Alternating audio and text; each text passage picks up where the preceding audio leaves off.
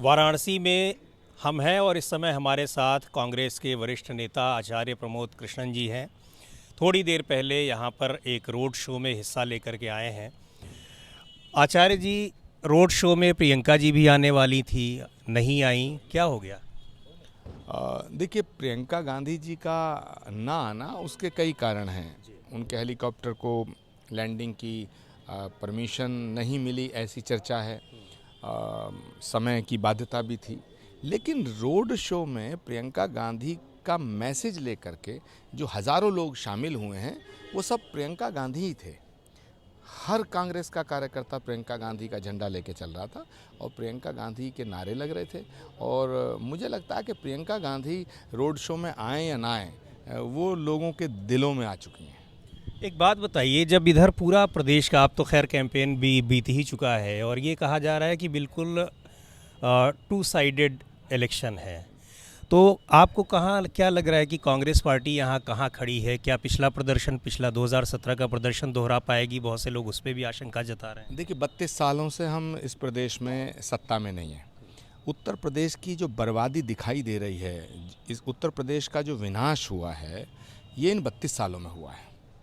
और इसकी जिम्मेदार भारतीय जनता पार्टी के साथ साथ समाजवादी पार्टी और बहुजन समाज पार्टी भी हैं। एक पार्टी है जो एक जाति की राजनीति करती है, दूसरी पार्टी दूसरी जाति की राजनीति करती है, तीसरी पार्टी है जो धर्म की राजनीति करती है। कांग्रेस ने कभी धर्म और जाति के नाम पर इस तरह की सियासत नहीं करी। और हम आज भी कहना चाहते हैं, अगले 32 साल तक भी अगर हम सत्ता से बाहर रहें तो हम तब भी अपने उसूलों से, अपने सिद्धांतों से समझौता नहीं करेंगे। प्रियंका गांधी के नेतृत्व में हम 400 सीटों पर चुनाव लड़ रहे हैं और मुझे पूरा विश्वास है कि उत्तर प्रदेश के अंदर कांग्रेस, बहुत बेहतर परिणाम कांग्रेस के लिए आएंगे और 2024 का जो मार्ग है, जो रास्ता है, वो इन्हीं 2022 के चुनावों के परिणाम से निकलेगा। तो ये बेहतर प्रदर्शन आप किस में देख रहे हैं? वोट परसेंटेज में देख रहे हैं, सीटों में देख रहे हैं, या इसी को उपलब्धि आप मान रहे हैं कि काफ़ी दिनों बाद आप 400 सीट पे चुनाव लड़ रहे हैं? देखिए, जनतंत्र में सारी शक्तियां जनता में निहित होती हैं। 10 मार्च आने दीजिएगा, परिणाम आने दीजिएगा। हमारा भरोसा है कि उत्तर प्रदेश फिर वही पुराना उत्तम प्रदेश बन के निकलेगा और मुझे पूरा यकीन है कि लोग प्रियंका गांधी के नेतृत्व को स्वीकार भी करेंगे, उन्हें अपना स्नेह देंगे, उन्हें अपना आशीर्वाद देंगे। और उत्तर प्रदेश में जो जनता का माहौल मैंने देखा है, ख़ास तौर से आज काशी में जो देखा है, तो मुझे लगता है कि काशी करवट ले रहा है और ये महादेव की काशी है, मोदी की काशी नहीं है। मोदी की काशी बनाने का प्रयास किया जा रहा है, लेकिन काशी महादेव की थी और महादेव की ही रहेगी। और आज काशी की सड़कों पर जो जनसैलाब उमड़ा है, वो स्पष्ट मैसेज है कि बीजेपी अपना विश्वास खो चुकी है। एक बात मुझे बताइए, आपने कहा कि 32 सालों से कांग्रेस पार्टी नहीं है सत्ता में और तब से प्रदेश का विकास नहीं हो रहा है। पिछली बार आपका नारा था 27 साल यूपी बेहाल, लेकिन ये 5 साल जो बीत गए, इसमें कांग्रेस पार्टी के ही नेता छोड़ करके चले गए तमाम। आज जो पुराने नेता थे, कोई दिखाई नहीं पड़ रहे हैं। कार्यकर्ताओं में भी काफ़ी जाहिर सी बात है कि हतोत्साहित हो रहे होंगे। ऐसी स्थिति में कांग्रेस पार्टी किसके भरोसे चुनाव लड़ रही है? केवल प्रियंका गांधी? देखिए, कांग्रेस पार्टी इस देश की पार्टी है। नेताओं का जाना आना लगा रहता है। नेताओं के जाने से हमें कोई खुशी नहीं है, हमें तकलीफ़ है, हमें बिल्कुल तकलीफ़ है। हमारे घर से छोड़ के कोई जाता है तो बहुत तकलीफ़ है, लेकिन दूसरों के घरों से भी हमारे यहाँ आते हैं, ये आना जाना लगा रहता है। कांग्रेस पार्टी अपने उसूलों से चलती है, अपने सिद्धांतों से चलती है और कांग्रेस पार्टी अपने मैनिफेस्टो से चलती है। कांग्रेस पार्टी किसी एक जाति की बात नहीं करती, कांग्रेस पार्टी किसी एक धर्म की बात नहीं करती, कांग्रेस सत्ता की बात नहीं करती, कांग्रेस सेवा की बात करती है। और हम इस देश की, हमने सेवा की है कांग्रेस पार्टी में रहते हुए, और कांग्रेस पार्टी के तमाम नेताओं ने इस देश के लिए बलिदान दिया है। तो देश की जनता आफ्टर ऑल ये तो सोच मुझे लगता है कि सोच रही है कि अब एक बार फिर दोबारा कांग्रेस का ज़माना आना चाहिए। अगर कुछ गलतियां कांग्रेस से हुई हैं तो उनके लिए हमने कई बार क्षमा याचना की है।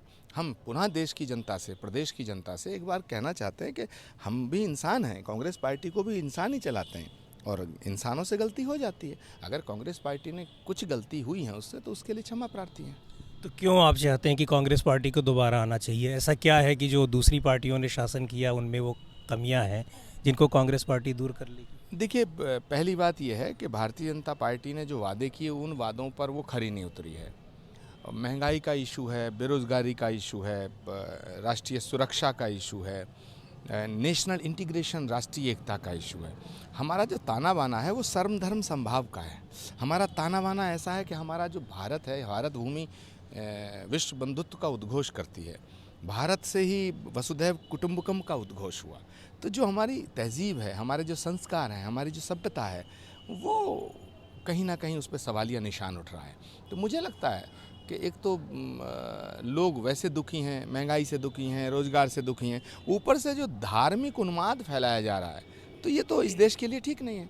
तो भारतीय जनता पार्टी हो या क्षेत्रीय पार्टी हो, रीजनल पार्टियों का जो नज़रिया है, उनका जो दृष्टिकोण है, वो देश के लिए ठीक नहीं है। आप कह रहे हैं धार्मिक उन्माद फैलाया जा रहा है। बीजेपी दावा करती है कि उसके 5 साल के शासनकाल में एक भी दंगा नहीं हुआ। तो आपकी बात मानी जाए या सरकार की बात मानी जाए? नहीं, सरकार तो झूठ बोलती है, ये झूठों की सरकार है। सरकार तो ये भी कहती है गंगा में जहाज़ चल रहे हैं। कहाँ चल रहे हैं? गंगा में नाव चलाने का पानी नहीं है, जहाज़ कहाँ से चल रहा है? सरकार तो ये भी कह रही थी नाव तो चल रही है, नाव तो हमने भी नहीं, कहीं पानी रोक करके अगर नाव चलाने लायक पानी कर दिया तो ठीक है। पूरा गंगा देखिए, इन्होंने तो आज काशी में आप खड़े हैं, इसमें 48 जो बड़े बड़े गंदे नाले हैं वो गंगा में गिर रहे हैं, है ना। तो सवाल इस बात का है, सरकार जो कहती है, सरकार अपनी प्रासंगिकता और विश्वसनीयता खो चुकी है। आप देख लेना, उत्तर प्रदेश में जब 10 मार्च को रिजल्ट आएगा तो उससे पता चल जाएगा। मैं ये कह रहा हूँ कि उत्तर प्रदेश की जनता या भारत की जनता, उत्तर प्रदेश और भारत, ये सबकी जनता तो एक है ना। तो उस जनता ने ये महसूस किया है कि उन्हें ठगा गया है, उनके साथ धोखा हुआ है। और मैं आज भी कह रहा हूँ, जो धार्मिक उन्माद की बात है वो बड़े गंभीर चिंतन का विषय है और गंभीर चिंता का विषय है। और मैं बड़ा साफ तौर से कहना चाहता हूँ कि सच बोलने का नाम हिंदुत्व है, अहिंसा का नाम हिंदुत्व है, क्षमा का नाम हिंदुत्व है, दया का नाम हिंदुत्व है, त्याग, तपस्या, बलिदान, प्रेम और सद्भावना का नाम हिंदुत्व है।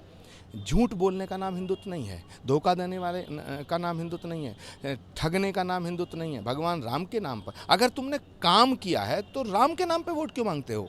और अगर राम के नाम पे वोट मांगते हो तो फिर काम का नाम क्यों लेते हो? काम का जिक्र क्यों करते हो? कहो हमसे गलती हो गई, हमने काम नहीं किया, हम निकम्मे हैं, भैया राम के नाम पे वोट दे दो।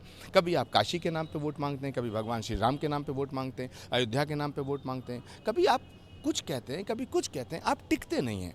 तो देश की जनता ने, मुझे लगता है, अब इनसे पीछा छुड़ाने का मन बना लिया है। एक चीज़ आपने अभी कही कि काशी अब करवट ले रही है, तो करवट किधर ले रही है? बीजेपी से करवट लेकर के किधर की ओर जा रही है? मुझे लग रहा है कि इनकी तरफ से मुंह मोड़ रही है। और उसका सबसे बड़ा एक हमारी मान्यताएं हैं धार्मिक, जो मोदी जी का रोड शो हुआ है वो उत्तर से दक्षिण की तरफ हुआ है। जो दक्षिण की तरफ चल देता है तो उसे तो परमात्मा भी उससे मुंह मोड़ उनकी तरफ से तो मुंह मोड़ रही है, लेकिन मुंह कर किधर रही है? कांग्रेस की ओर कर रही है कि नहीं कर रही? राष्ट्र हित में, राष्ट्रीय एकता के हित में, राष्ट्र के उत्थान के हित में, राष्ट्र की जनता के कल्याण के हित में यदि भाजपा को कोई चुनौती और टक्कर दे सकता है तो वो सिर्फ कांग्रेस पार्टी है। क्षेत्रीय पार्टियों के बस में ना मोदी जी से लड़ना है, ना योगी जी से लड़ना है, ना अमित शाह से लड़ना है। अगर देश की सत्ता से बीजेपी को हटाना है तो फिर एक रास्ता बचता है, वो रास्ता तिरंगे का रास्ता है, वो रास्ता प्रियंका गांधी और राहुल गांधी का रास्ता है।